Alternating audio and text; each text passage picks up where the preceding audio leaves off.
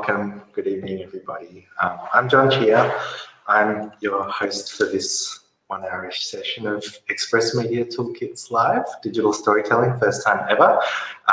And I'm very excited to introduce our guest, Kylie Boltin. But first, I've got a little bit of stuff to get through. So first up, I really very sincerely want to acknowledge that we're broadcasting on stolen land. We're broadcasting here from the stolen lands of the Wurundjeri and Boon Wurrung people of the Kulin Nation, as well as on the lands of the Gadigal people of the Eora Nation, where Kylie is tuning in from. We pay respects to elders past and present and extend that respect to any First Nations people tuning in tonight. I would like you to take a moment to stop and acknowledge the lands on which you're on, and acknowledge elders past and present of the lands on which this broadcast reaches. It was and always will be, is and always will be Aboriginal land. So, Express Media is a vital organisation essential to the literary arts and broader communities. It is acknowledged and valued as a peak organisation for young Australian writers aged 12 to 30.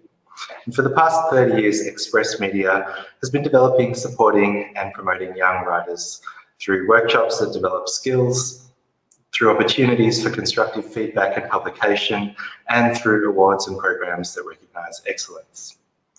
Toolkits, this program, is a rigorous 12-week program for writers aged 30 and under to develop their skills in unique and exciting online environment. Each program includes one-on-one mentoring and feedback from an established writer, specialised presentations from guest artists, and the opportunity to network with other young people working in the same literary form.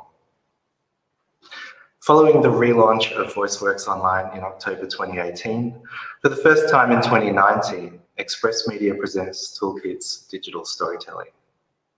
This online course teaches the forms, skills, and ethics of creating stories for the web and beyond. The program will combine theoretical approaches, practical exercises, and one-on-one mentorship to guide young writers through the development of their work. Over this course, participants join me, John Chia, to work through different considerations when working online, from using video and podcasting to coding, non-linear narratives, and creative imagery. The limits of form are bound only by the imagination of participants. Toolkits is made possible through the generous support of the copyright agency Cultural Fund. Very quickly, a little bit about me before we begin. I'm John Chia, a radio maker, musician, and artist and writer. I'm the co-founder of the podcast Paper Radio, the co-editor of the Australian Audio Guide, and the Wheeler Centre's senior digital editor. Paper radio stories have aired around the world and been played at festivals, danced to at the Barbican Centre and profiled in the New Yorker and The Age. And my Wheeler Centre projects include the podcasts Better Off Dead and the multi-award winning series The Messenger, large-scale interactive projects, and the digital publication Notes.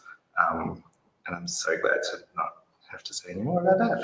I'm thrilled to be with you for the first Toolkits live session within the digital storytelling stream called Tools and How to Use Them with Kylie Boltin, depending on which direction you're looking at. I think she's there.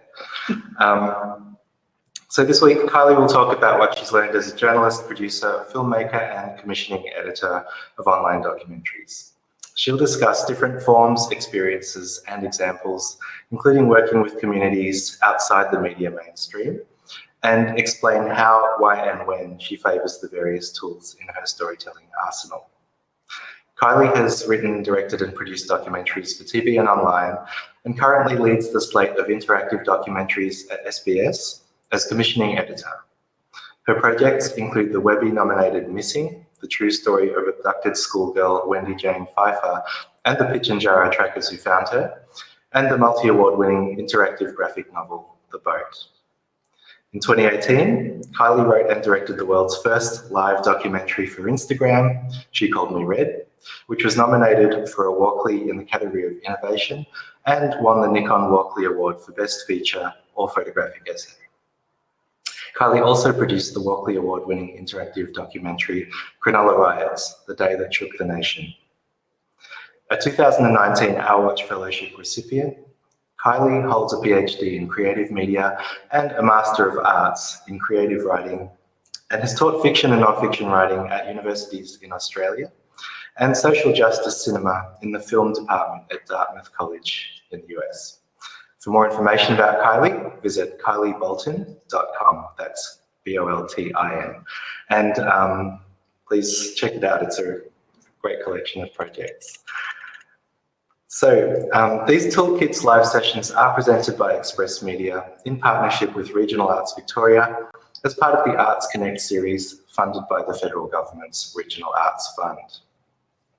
If you'd like to ask Kylie or me any questions, feel free to tweet them to @express__media. That's 2 underscores, express__media, with the hashtag EMToolkits. So we're going to hear from Kylie for about 45-ish minutes, and look at some of your questions as well. And Kylie, I'd like to welcome you, and please take it from here. I'm unmuting myself. Hi, everybody. Thank you so much, John, for that introduction. I too would like to pay my respects to the traditional owners of the land on which I'm sitting right now, which is the Camaragal people of the Eora Nation, and pay my respects to their elders past and present. Also to pay my respects to traditional people in this building. I'm sitting at SBS in the Eora Nation in Sydney.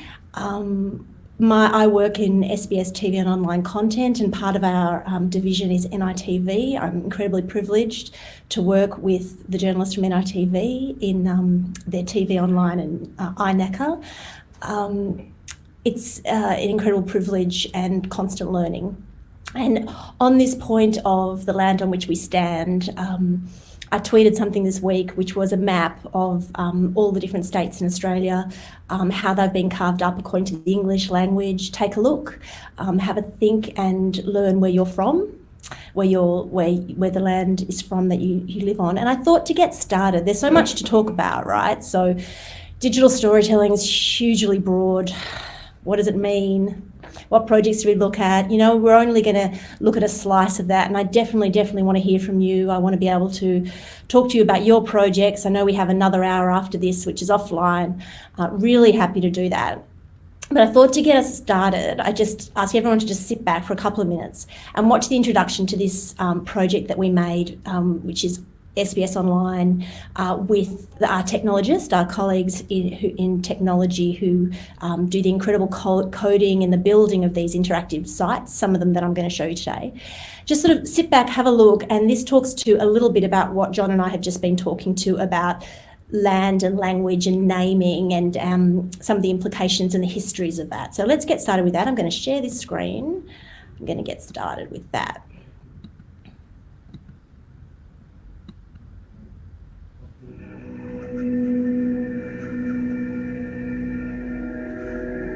Here, time isn't linear. Present and past overlap.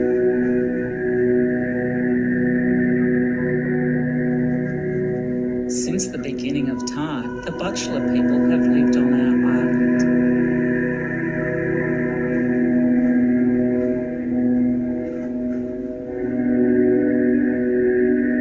When a stranger appeared in 1836, she was just a minute grain of sand to us. Nothing compared to the generations that were here before. But that one grain of sand left a legacy.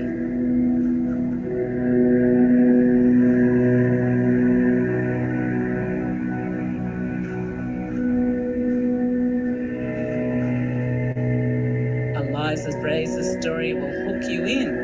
It's about a damsel in distress. It's full of tension and suspense and sexual titillation. But it's a fabrication.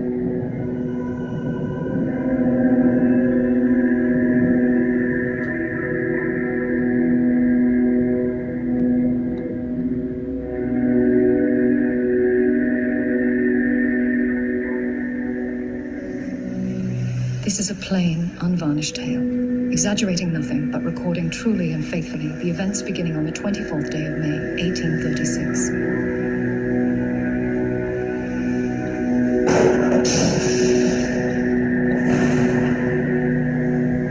It was on a voyage due for Liverpool that a mighty storm came. The sea indeed run mountains high, when we struck with great violence upon a hidden reef. The ship was lost.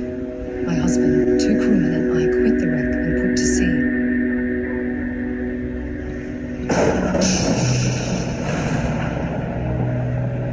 Several days later, about midnight, we were driven onto an unknown island, inhabited by a savage race of people. Drenched with the sea and nearly famished with hunger and cold, we anxiously awaited the return of morning.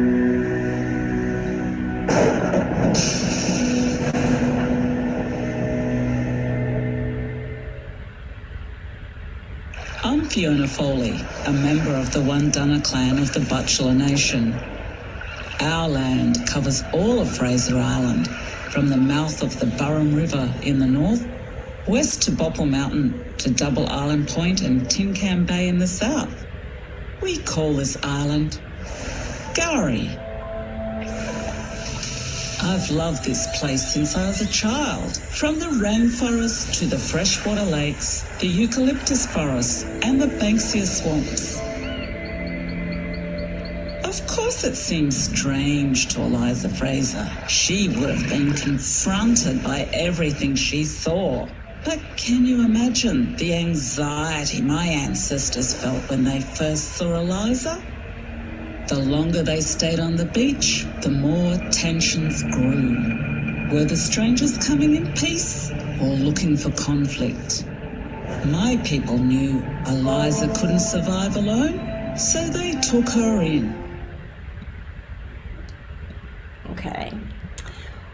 All right. So, look, I think that that's the sort of first couple of chapters of that interactive documentary. And I think that, you know, even just by showing you how some of that interactivity works within the context of that particular story, which took some of the original documents of Eliza Fraser, who landed on Gari in 1836, and she then, when she left Gari, she ended up writing about her experiences in the newspaper. And that story of someone who, Fiona Foley, who's an acclaimed artist and a traditional owner, says was a grain of sand, you know, for this ongoing history of the land that's Gari.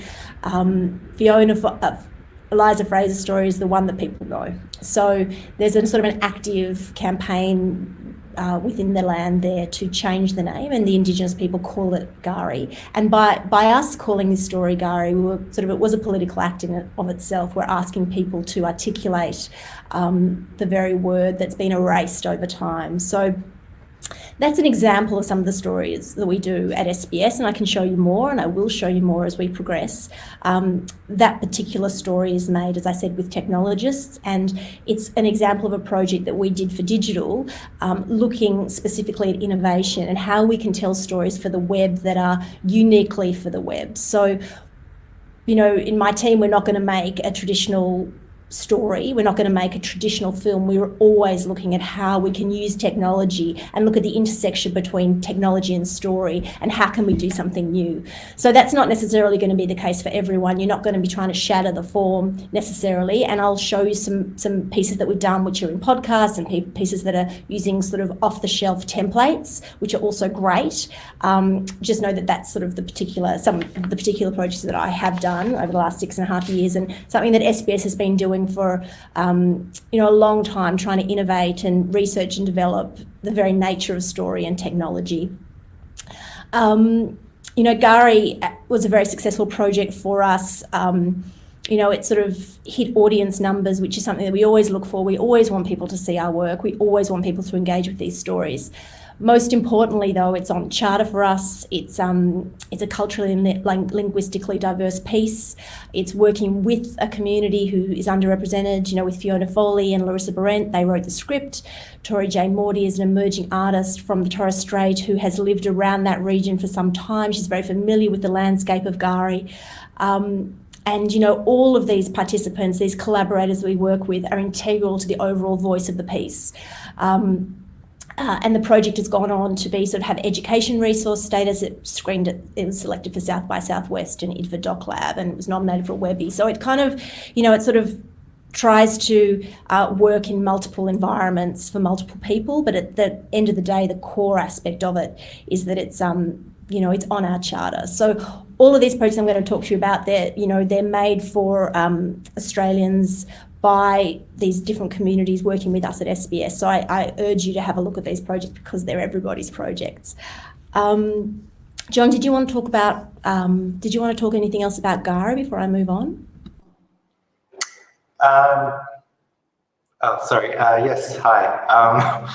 I would love for you to go into a little bit of the detail, but maybe you could do that as you talk about working with technologists, on, you know, how you made decisions for people to have to actively progress through the story, you know, how you arrived on the symbolism of the lightning striking with the words into pieces, some of that stuff. Sure. Yeah, so we'll sort of like, yeah, so I'll keep talking about those things as I go through in terms of different projects. But I think with you know, with all of our work, there is a lot of thought that goes into the different technological aspects and the different artistic decisions. Certainly with the technology for this, it was literally about erasing this story that had become dominant. So this is Eliza Fraser's words that, you know, have become this kind of the dominant narrative of the Bachelor people. It's dominated the way that they're seen within Australia and abroad. And by clicking that lightning, and each of the chapters as you progress, it's a different natural element of Gari that we use to kind of shatter those Eliza Fraser words, push them over the edge of a cliff, or, you know, as this was, get the lightning to destroy them. So it was that kind of act of erasing one story to let this other story emerge. And so with Fiona's scripts and her part of the story, that just runs a straight video with Tori J. Morty's artwork and illustrations and animations. Yeah, thanks for that. Great. And any questions along the way, you know, please don't hesitate to ask me. I really want to know what it is that's of interest to you, because I could talk all day about these projects. So we just want to make sure we're hitting the mark or what's actually relevant to people. You know, sort of, I guess, more broadly, like, so what is digital? That's one example of digital. John mentioned different examples that he works in terms of audio, or all these different elements that we can think about. We're technically telling a digital story online right now, for better or worse. We're live. But obviously, you know, for us and for people who make stories within like digitally native stories, we're looking at a landscape that's so crowded. You know, there's so much stuff going on. How do we break through? We're not working in a sort of a slot and a time slot, or in this kind of traditional linear style of storytelling. So what we're always thinking about is what is sort of bespoke to the environment that we're creating work. You know, what is it that we're trying to do? And we learn some things from, you know, just overall digital storytelling, you know, aspects, whether it's social media or whether it's these kind of stories that we're making, or that I'm going to start to show you. You know, it's like, how do we grab people's attention? What is it that hooks people in? You know, with Gari, we did something very slow at the start. You know, they're slow, and so in and of itself, that is telling you, it's signaling straight away, this is a different kind of experience. When I get to the boat, you'll see it's literally, you're thrown straight into the story immediately. That's a different type of experience. Or with the Instagram doc I'm going to show you, it's literally like a Trojan horse. This story is coming into your Instagram feed. You're not expecting it, but all of a sudden you're inviting it in, whether you're following or you're liking. So we are looking for audiences where they exist. Like, that's a key element of digital storytelling. And you're creating content that's native to digital, that, you know, we can start to build on what we see around us. You know, what is it? What are the signposts that people are going to start to look for? You know, whether it's, are we likening it to a genre? Is it a true crime podcast? People start to get positioned and they know that that's what they're going to engage with. Or is it that you're just kind of shocking people with a new type of storytelling. So one thing is easily shared and it's easily critiqued. So get your thick skins on. That's something you got to learn about with digital, right? And also it's a really, really crowded landscape. So how do you break through? It's one of the key questions that nobody has any answers to at the moment, but it's something we have to keep thinking about because we're making stories for audiences. As I said, with SBS, we have KPIs in terms of the audience engagement. We also have the community sentiment and how the impact of having a story told by and with communities is for that particular community. Missing a project that I just made, I don't know if I'll have time to talk to it today, was shared on social media, and young Indigenous people, they have a huge uptake of social media, and this story found its way to Jimmy James's family, his grandkids, and those grandkids then posted on social media that here's the story of Uncle Jimmy, and that to me is a huge, huge win, because it means that this story that we made in collaboration with family members and those who knew Jimmy and Wendy herself, all of those people, that's reached a target audience, which is the family who hadn't seen themselves or hadn't seen their family member, their story told in that way. So that's a huge win. I might just, before I keep going, and I don't want to be too abstract, I'm just going to get Beth to show a reel for some of the projects that we've done at SBS, myself and my colleagues in technology. So Beth, is that possible for you to play the reel? We can see how that works.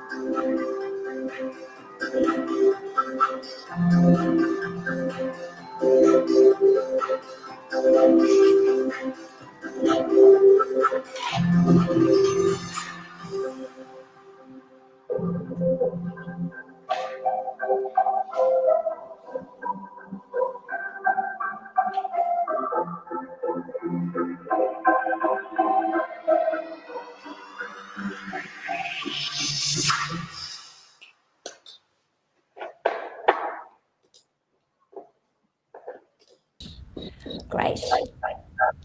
Okay, so everybody else has to mute. Yes, we're working, so hopefully you can see that we're trying to make this as seamless as possible.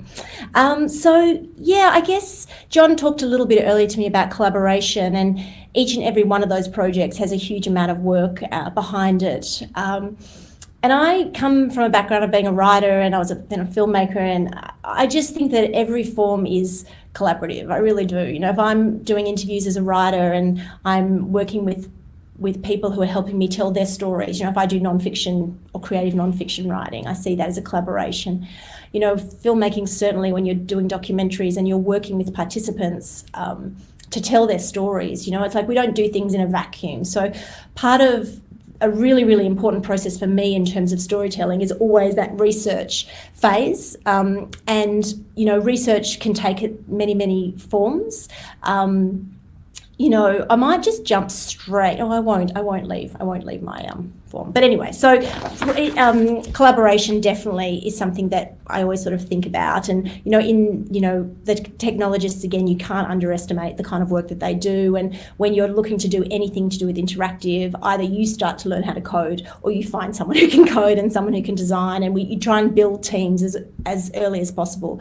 If you're the creative visionary in terms of the writer or the researcher, you can go ahead and put together a concept, and you can be a producer, and a producer is the person that brings everything together, and the producer is the person that keeps things on budget and in schedule, and make sure that everyone's feeling happy and everyone feels that they can come to work and get the work done. So producer's role is huge, not to be underestimated, but you do need to look to find your teams. Okay. Each of these projects too, another thing I think that we should think about is things that you're learning, no doubt, in this 12-week course in terms of creative writing and what it takes to be a really good writer. And some of those things I'm sure you're talking about are voice and characterization or dialogue or setting or place, or all of these aspects that together form the act of writing. And voice is something that is hugely, hugely important to the work that I do. I might, and on that, I think I'm just going to play you a piece by Tamar Chalk, and I think we'll start with her. I did a series of podcasts with a number of emerging writers, and this was in 2015 and 2016. Some of those writers are not emerging in any way, shape, or form anymore. Michael Muhammad Ahmed or Maxine Beneba Clark, Nakia Louie was in season 2, Omar Musa. I mean, they're incredible writers. And each of those writers brought with them their piece. In the first season that we did a podcast series for this, the theme was high school. And so all the writers brought the theme of high school and talked a little bit about what that meant for them. And then I paired them with a sound designer, and we got these incredible podcasts. I'm going to play you a little bit of 2 of them. So again, just sit back.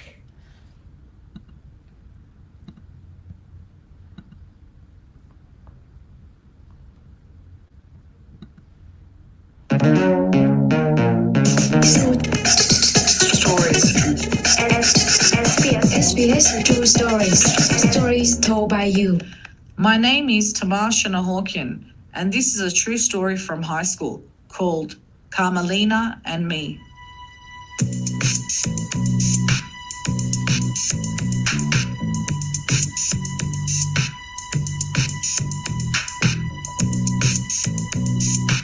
My first day at Mary MacKillop Catholic College was the best and worst of my life. Not 2 minutes after I walked through the high gates for the first time, surrounded by strangers in crisp pink shirts and flat patterned skirts, a girl named Pamela Fernandez, the hottest and most popular girl in our year, threw a clump of mud at my face and yelled, "Eat shit, hippo!"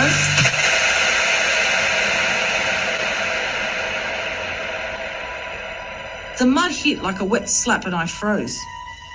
Suddenly, 100 strangers were staring at me as mud dripped down onto my shirt. Pamela and her Barbie doll sidekick, Holly, stood there cackling at me. I knew I was about to explode into tears in front of everyone when I heard the most beautiful, the strongest and most powerful voice I'd ever heard in my life. It came from a skinny girl with big brown eyes and toffee-coloured skin. I can still remember the intensity in her voice, which echoed like a warrior call. I couldn't believe that sound was coming from such a small thing. She charged out at Pamela and Holly, yelling, "Leave her alone, you skank!"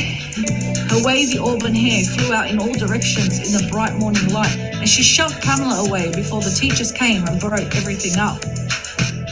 What shocked... I'm coming back. So as you can tell, I mean, that's just it's a beautiful piece of writing. Even now, I really like listening to some of those turns at phrases, and this collection of short stories and delivered as audio podcasts are really, really special. So I sort of really hope that you can have a listen to them, and not least as well for James Cecil's incredible sound design. So something else I guess I'd like to talk to you about it's voice, and then also it's what's capable and what you're able to do online. I work with TV. I work at SBS, and so we have sort of we create TV, and we work with independent practitioners to make sort of 4 times 1 hour premium drama, incredible. You might have seen The Hunting most recently. But, it is really hard to get those opportunities as emerging writers. How do you get those opportunities to work with the broadcaster, to get a commission, to get a fantastic sound design behind you, to get the publicity we're able to give? And I found that this particular project, True Stories, really enabled me to work with these wonderful, wonderful artists and really let their work shine. And then collectively, collective is more than the sum of the parts. And so each podcast kind of led off the other, and we dropped them every week, and so you started to get a group of following, and it became Best of iTunes 2015, 2016, and I think it was a really, really positive experience all round. I might just play you one more quickly, just because it's such a pleasure for me to listen to them again.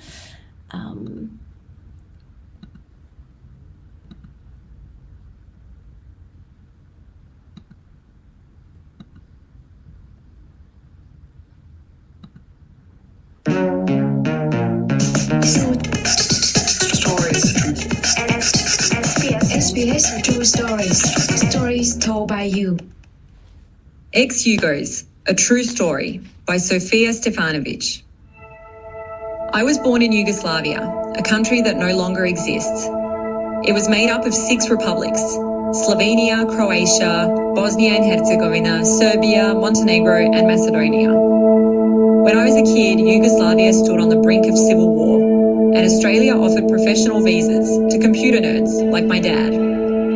There was no internet back then, so my parents found out about the country from brochures at the Australian Embassy. I remember them hunched over the dining room table, looking at pictures of Uluru and Mount Gambier. Is this what Australia will be like?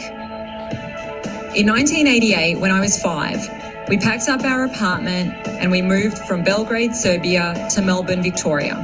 I remember my mum complaining to relatives over the phone. The sky here is huge, like it could swallow you up. And at night, she said, it was like someone had thrown a stone up there, shattering everything, so all the stars were in the wrong place. So, you might know Sofia. She published a memoir recently, Miss Ex-Yugoslavia, and it won the Multicultural Premier's Award, I believe. But irrespective, one of the things I would say that is the biggest gift for me is that I get to work with these incredible artists, and then I can watch how things happen over time. So that's just a huge thrill. So yeah, Sophia's piece will make you cry.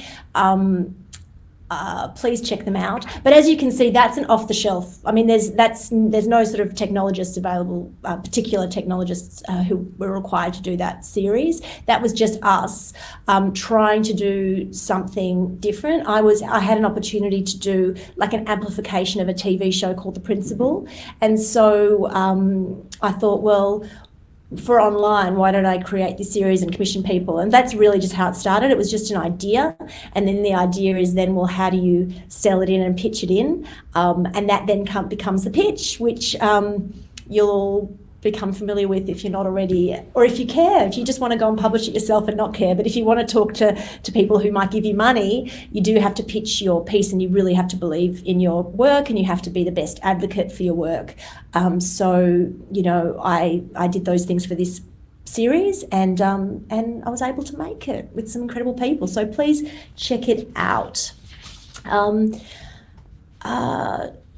Genre. So I thought, so we've talked a little bit about sort of digital storytelling in terms of where people are consuming your projects. They could be on the bus, they could be waiting for something, they could be, obviously we know that people are grabbing moments on social and digital in between other things, right? So it's not necessarily that people are setting a time aside to, at 8:30 at night, or what time are we now, we're sitting down to watch something as it happens.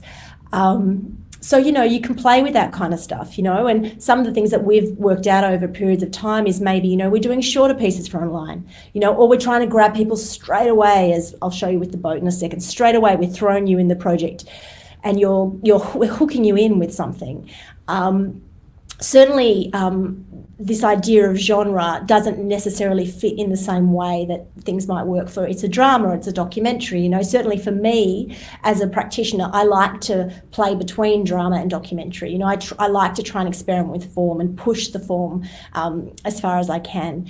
And an example that I can tell you about with us is The Boat, where we were doing the concept that I came up with was an interactive graphic novel. You know, look at these amazing illustrators who are making graphic novels. Can we do that online? Can we make that interactive? And lo and behold, there really wasn't anything much in that space and on the level of interactive. And there were some amazing artists who were doing work in that space, like Pat Grant with Blue. And we looked and we saw these incredible artists, you know, but they're not necessarily working with technologists in the way that we were able to do it. And so in and of itself, the project, The Boat, became like this genre defining piece of work. Which is part of the reason why I think this project has done so well.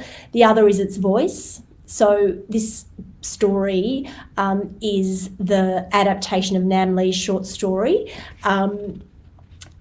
He had a collection of short stories and you know, called The Boat. And when I got to SBS, or I'd been here a couple of years, and I was like, ooh, you know, this is perfect. It's so perfect for us. And I loved the story. I loved the collection.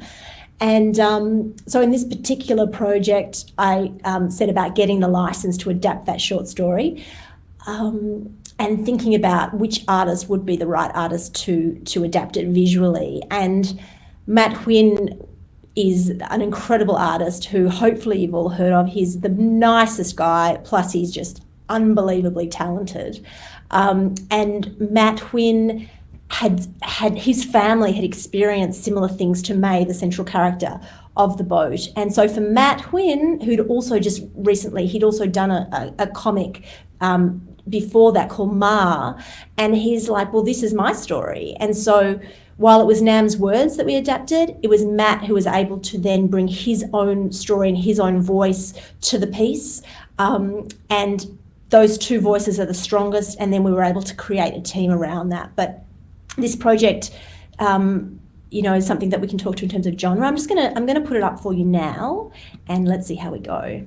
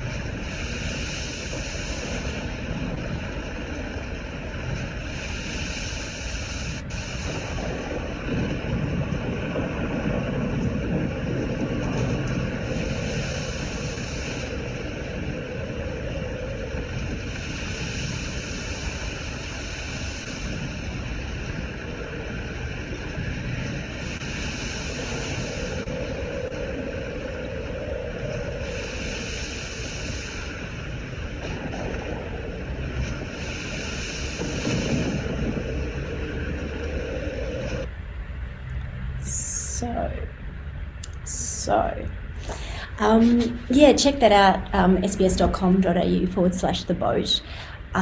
It's such an incredible piece, and I think that it's evergreen. So it's something that we released that in 2015 to coincide with 40-year anniversary of the fall of Saigon, and essentially the emergence of the Vietnamese diaspora in Melbourne or in Australia. And so that story is almost like this kind of foundational story for so many people in Australia within that diaspora. So many people have had a connection to the experience of coming by boat.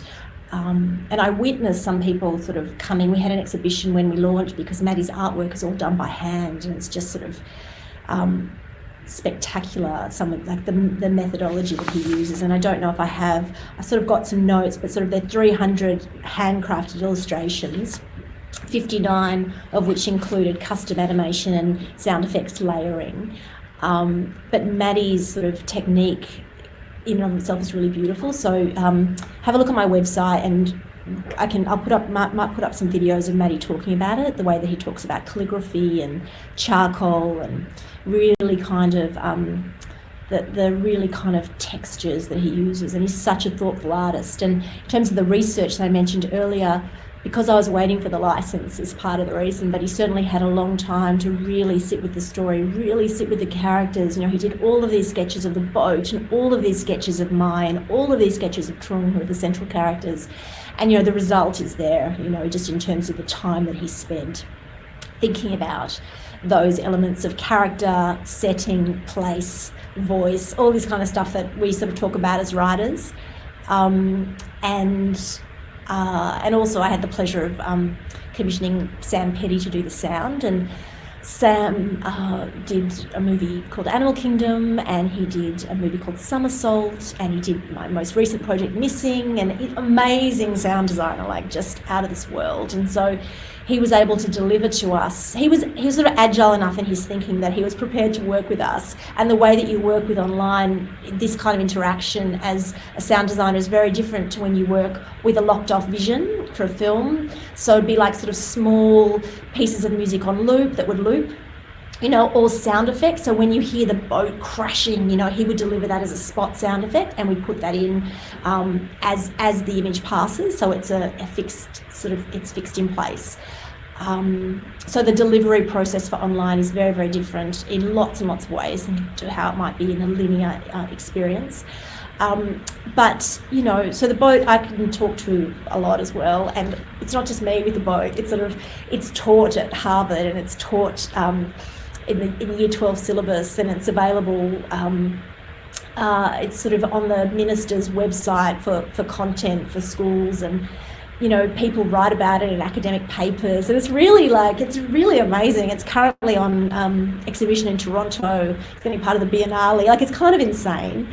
So it's its own kind of 1 hour conversation. So I'll move on. Particularly following on from this graphic novel type of work and illustration-led work, perhaps. There's a couple of pieces that I want to show you where we worked with unbelievable artists, as we have in Australia, so many fantastic artists. And the first one would be Sam Wellman. I'm just going to pop this up and keep trying to talk as we as I show you this. So this is an off-the-shelf piece, winding up the window. So we made it with I'm just checking if everybody can hear me still. Let me check.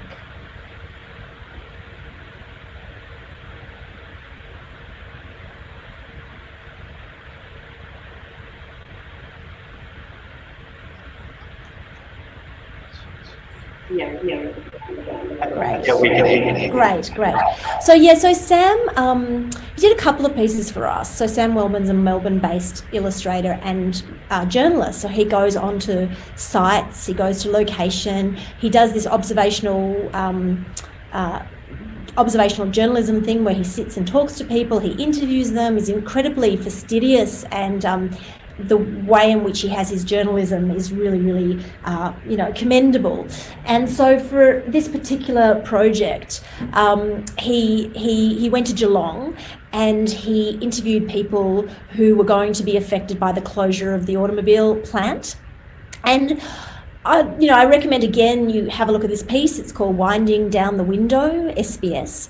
But I really wanted to show it to you, to show an off-the-shelf template, which is called Shorthand.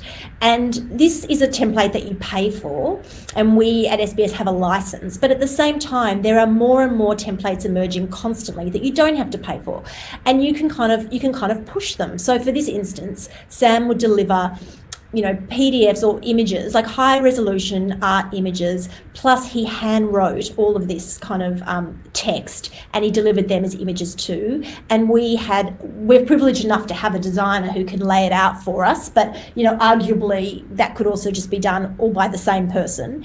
And you can create something that looks a little bit like this. And this one, together with an earlier piece we'd done with Sam called Brick by Brick, which is another one I would recommend. The two of them together was, Sam was nominated for a Walkley for, best use of artwork. And also just in terms of the feedback we had and the user experience of this piece, really, really, people really responded well to it. Similarly, just something a little bit different, which, again, it looks different again. Here I have a piece called Faces of the Rohingya, and I'll just check that that's all good up on the screen as well. So this piece was done by an artist called Tia Cass, who again is a Melbourne-based artist, and Tia approached me saying that he was interested in doing a piece on the Rohingya. And interestingly enough, we were also really excited to do something about the Rohingya. Now I'm going to just check. Were you able to see any of Tia's piece just there? I'm just going to check it again and make sure that you have it up. Here we go. So here's some of Tia Cass's work. And so Tia was interested in doing something about the Rohingya. I was interested in doing something about the Rohingya, and we worked with an incredible journalist who, John, you've worked with, Michael Green. And Michael, again, is this spectacular, ethical, collaborative, consultative, incredibly talented journalist who will go and spend time and be on location with people and get their stories. And Michael's work, again, is just a huge pleasure and honour to have worked with him. And both Tia and Michael would go to this cafe in Springvale and meet with these different people from the community, and we told their story in this way, and again, this is an off-the-shelf template. Tia delivered, I think, about 12 high-resolution images, and Michael delivered text, and together it became this piece. And quite simple to put together. The artistry behind it, of course, is not simple, but the execution of this project is quite simple. And again, this was nominated for a Walkley. Pushing the form of what journalism can be, portraiture can be, and that kind of combination of artists working together. Interestingly, so I'm going to just do this again. So interestingly, that process of working with that community led us to do another project. So that ended up being part of that research process I was talking about. That's super, super important, especially anything to do with documentary. You are meeting participants, you're gaining people's trust, they're getting to know who you are, to make sure that everybody feels comfortable telling their story, and you also can tell a story that's meaningful and truthful and all of these kinds of things. And that research led Michael to find Yunus, who became the sort of central protagonist in our world first Instagram documentary, She Called Me Red. And I'm just going to show you, rather than a trailer, I might just jump, because I know we're running out of time. I'm just going to jump to this project. So we found Yunus, and he sort of allowed us to tell this incredible story of his family. I'll start at the bottom. So we did this story for Instagram, and it's still live. We're not contributing to it anymore, but again, Maddie did the artwork, Matt Quinn did the artwork, and Yunus was the central character. And Yunus had come to Australia in 2012 from Myanmar. and he's the only person in his family who had come. And he'd left his family behind, and his family left Myanmar and moved to Bangladesh, and they were in the Tankali refugee camp. So this story became the story of Yunus, in Melbourne, and how he was trying to, that's the camp there, how he was trying to settle in Melbourne and also fulfil the obligations of his visa, which meant he had to move to a regional centre. And so we were following Yunus as you would a traditional kind of observational film documentary. Chris Hopkins, who's this wonderful photographer in Melbourne, was spending a lot of time with Yunus, watching Yunus as he was looking for work, thinking about where he was going to live. And meanwhile, this whole time, we had footage coming in from the camp.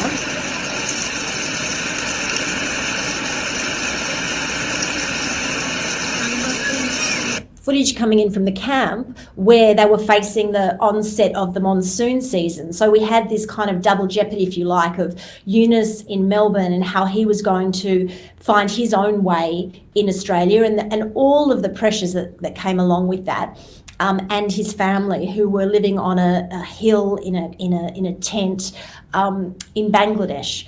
It was just an incredibly moving experience to be a part of this story. It was live for 3 weeks. I'm going to show you a couple of these incredible photographs that Chris took, because these are sort of, here we have Eid, the day of Eid, and Yunus is getting some meat for Eid. It's a special celebratory day. And, we've got the hills hoist, we've got the ute, and it's kind of this sort of new iconic Australian imagery. It's really, really fantastic. Meanwhile, in the camp, they're also celebrating.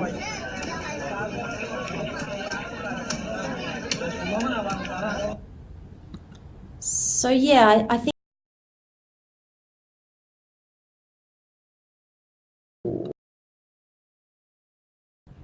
there I am.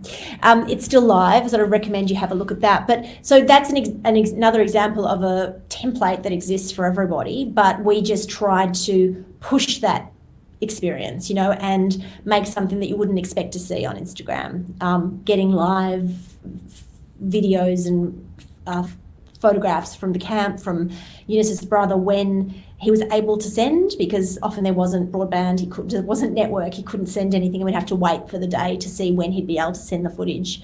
But another really, really incredible experience. And for anybody that's interested, I sort of was messaging with Yunus, and he's just got another job in Geelong, and he's working as a multicultural worker, so helping people within his community settle in Geelong. So that's really, really, really, really spectacular news. Unfortunately, his family is still, suffering in Bangladesh, and they're not well. So for him, that kind of dual pressure, it's not going away, but he's very proud of himself, I think, in what he's been able to achieve in Australia. Yeah. Do you want to go, John? Do you have anything? I'm going to turn myself off. Yes, thank you so much, Kylie. That was all super interesting, and I can't stress enough, if you're interested in digital storytelling, you've got to go to Kylie's website and check out all of those projects in their full glory. Each one is a wonderful example of a different approach, or a really thoughtful way to present the story in a way that really really adds something unique to it, and makes it feel like it always had to be presented that way. Kylie, we've got a couple of questions from Twitter. The first one comes from Emma, who asks, would love to know why it was decided to make Gari interactive rather than keeping it as a video, animation, or doco.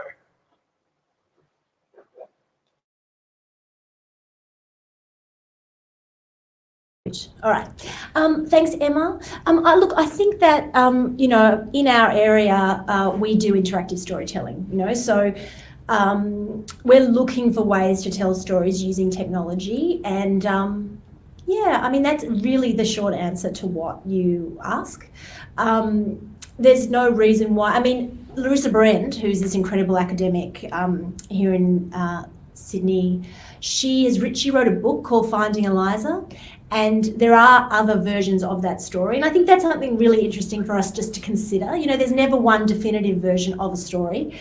When we did Cronulla riots, we were thinking this is the definitive story of the Cronulla riots, you know, told from the perspective of the Lebanese Australian community. But there is no such thing. And, you know, we are contributing to a conversation, an ongoing conversation, and there are plenty more stories to tell. Fiona Foley is a really well-known artist. She exhibits widely and for a long time, and she has a lot of work that's very political, talking about Gari and the Butchulla people and the like. So I hope that answers your question, that was the way that we approached it as an interactive team, like an innovation team, but it's certainly not the only way it could be told. Cool. Another question from Beck. When you're tying story and content to technology, do you have any strategies for brainstorming new ideas and tools? Especially when it's a new idea or form that you don't have a template for, how do you discover some of the possibilities or affordances of digital publishing and technology? Thanks, Beck. That's a massive question. It's huge. Look, it's not easy, and things can take a really long time to work out.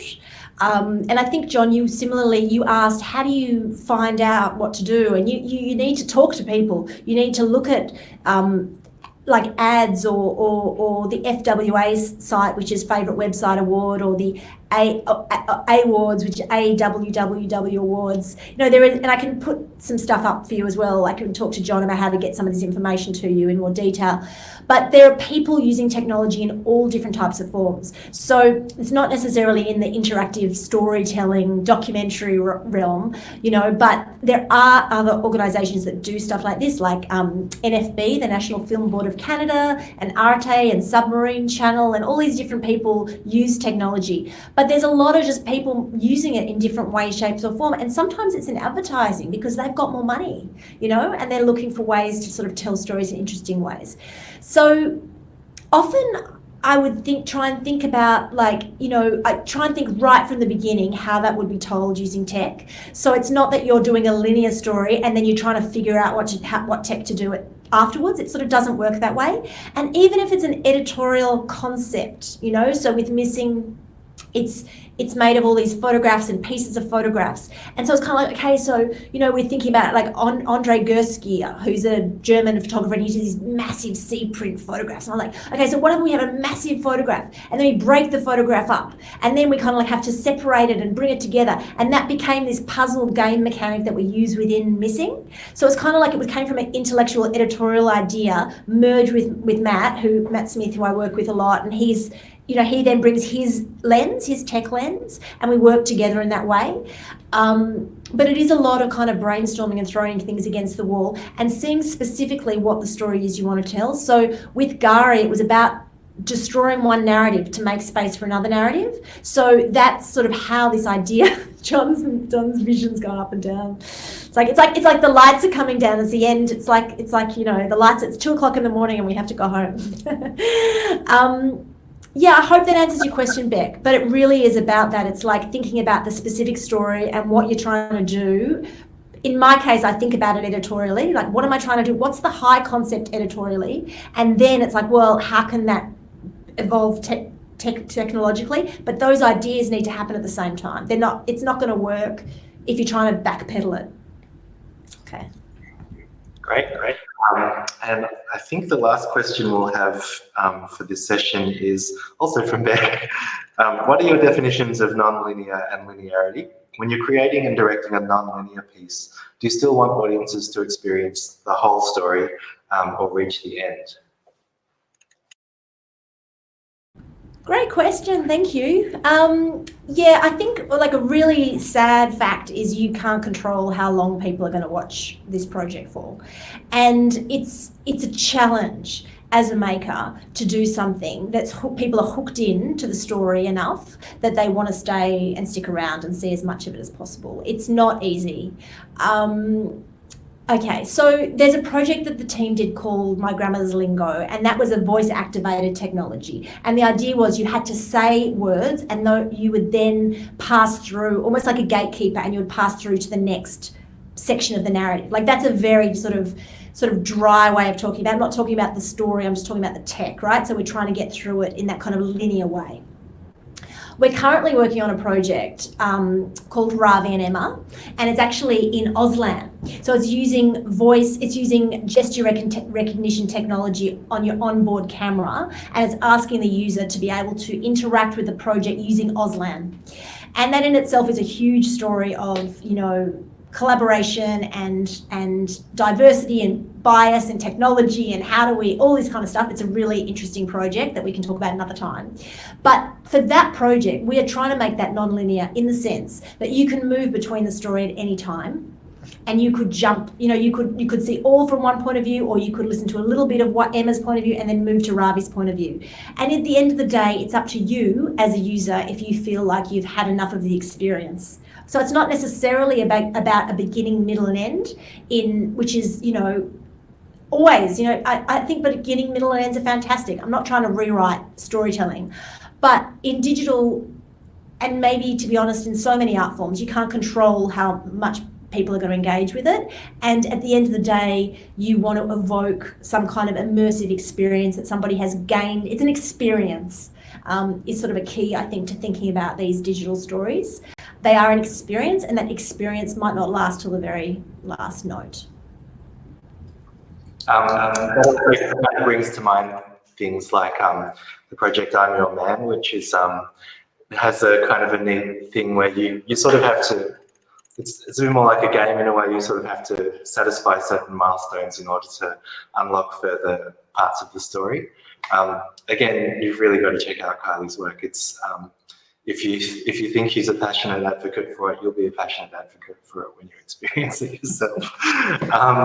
I think we're about done here timing-wise, but I just thought maybe like a 1 minute thing, which we should have covered at the start actually, but what's been your kind of training and background, and like how did you find yourself where you are now?